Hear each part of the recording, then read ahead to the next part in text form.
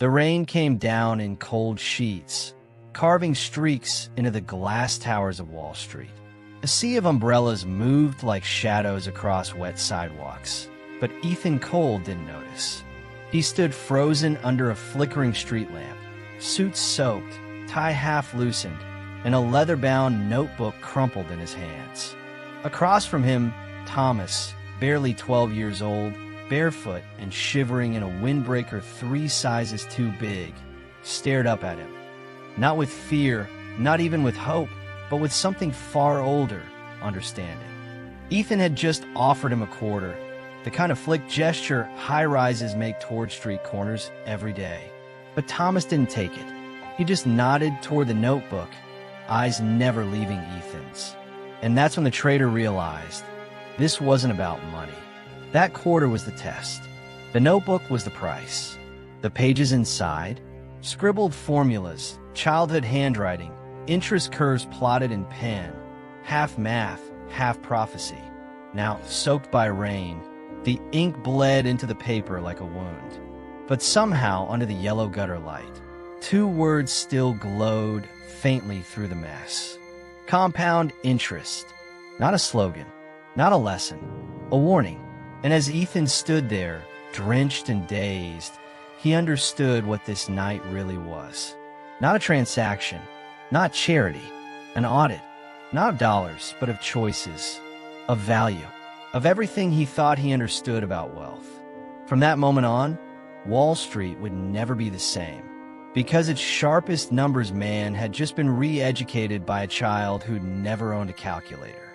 And that's how it began, the most unlikely audit in financial history. In 1994, Thomas Whitmore was a legend in glass towers and leather boardrooms. He commanded $2.3 billion in assets, wore Italian suits like second skin, and moved markets with a nod. But 2008 changed everything. He didn't just predict the crash. He tried to stop it. He filed reports, made calls, sounded alarms. He whistle blew, and the machine, Wall Street's cold, whispering machine, chewed him up for it. He lost everything. His firm, his family. Even, in the end, the nails from his fingers, bitten, broken, gone from stress and silence. Now, he tracked markets using a burner phone duct taped to a rat trap, living in the underbelly of the city where no ticker tape reached. His spreadsheet printouts were crumpled and water-stained, pulled from the public library with a stolen library card and just enough computer time to crack the economy's rhythm once more. Ethan Cole, billionaire, hedge fund star, still drying off from the evening's rain, found him crouched beside a rusted pipe, adjusting the trap's wire antenna with a pencil. He watched, silent, as this forgotten Oracle updated global equity forecast using a chewed golf pencil and graph paper from a church donation bin. Thomas didn't look up. He just said quietly, "They took my suits, Ethan, not my spreadsheets." And in that dim subway light, surrounded by the smell of mildew and iron, something shifted. That night, a billionaire relearned math not from a screen, but from a man who measured wealth in squirrel stashes, subway echoes, and the last decimal place of dignity. It wasn't pity that Ethan felt, it was awe, because somehow, in all the rot and ruin, Thomas Whitmore was still calculating, and still right.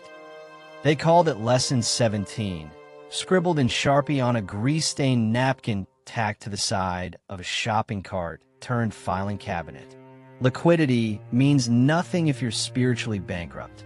That was the line that flipped the switch in Ethan Cole's mind, the one that finally made the numbers feel real. The first thing he did after leaving Thomas that night, he walked into his sleek midtown office, bypassed security with his still valid key card, and shorted his own fund. Every dollar he once bragged about managing, now bet against. It wasn't revenge, it was repentance. His second act was even bolder. He wheeled Thomas's broken-down cart into a new location, outside a soup kitchen near the edge of the financial district, and transformed it into a mobile investing seminar for the homeless.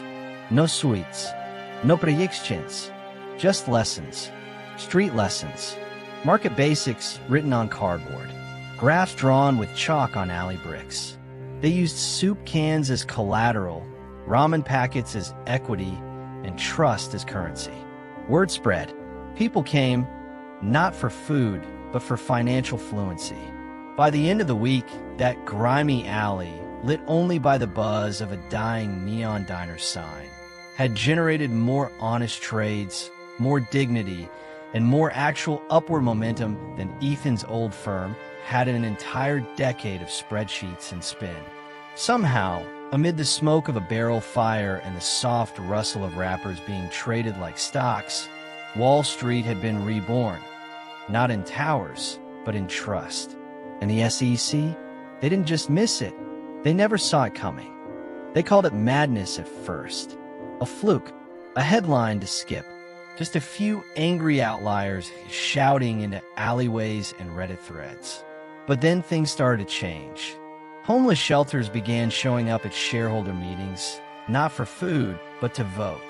Armed with fractional shares, crowdsourced portfolios, and borrowed blazers, they used Wall Street's own rules to speak where no one had listened before. It wasn't a protest. It was a proxy war.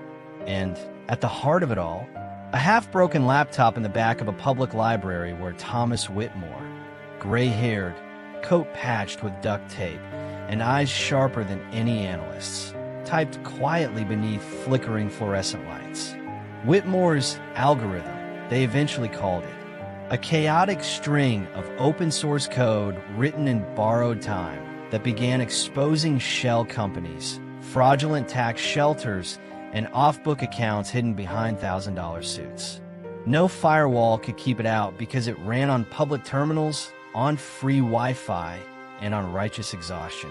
And Ethan Cole, now disbarred, blacklisted, and finally free, showed up to the same library, not with a check or a microphone, but with a fountain pen gently placed beside Thomas's tea-stained notebook.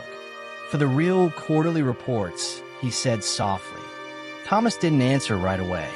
He simply looked down at the pen, then back at the man Wall Street had once worshipped, now dressed in thrift store clothes and speaking like a student. Then he grinned, slow and wide, the kind of grin that comes after losing everything but still standing taller than anyone expected, and said, "Compound interest? Son, we deal in compound justice now." And that was the moment it stopped being a rebellion. It became a reckoning.